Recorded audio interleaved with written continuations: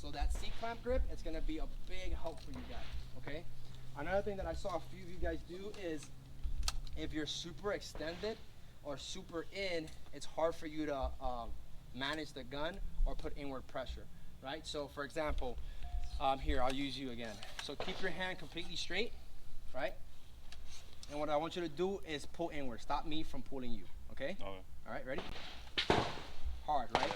Okay, now bend, okay? And then from here, pull inward, stop me from pulling you, ready? You guys see that he's a lot stronger? If he's a lot stronger in that kind of pressure, it means he's gonna be able to bring this gun into that pocket and manage this gun doing that a lot better, right? So you don't get that, right? Or the gun moving wherever the fuck it wants. I'm vicing the gun in. The same way I vice my pistol like this, I'm vicing it now with this one.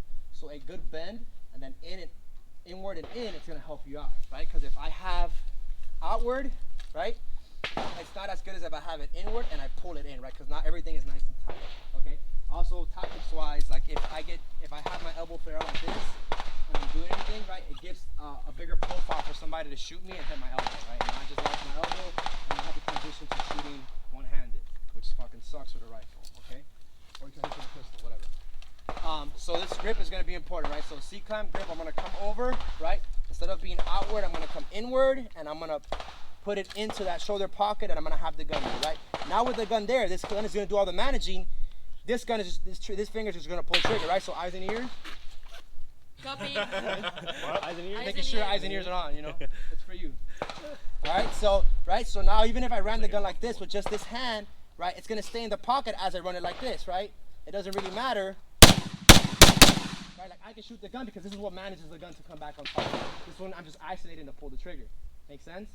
Okay, so we're gonna do the same thing now with low ready drills, but now I just want you guys to work on that grip, right? So when you're in your stance, right, the more aggressive I get with it, the better I'm gonna be able to manage recoil. Okay?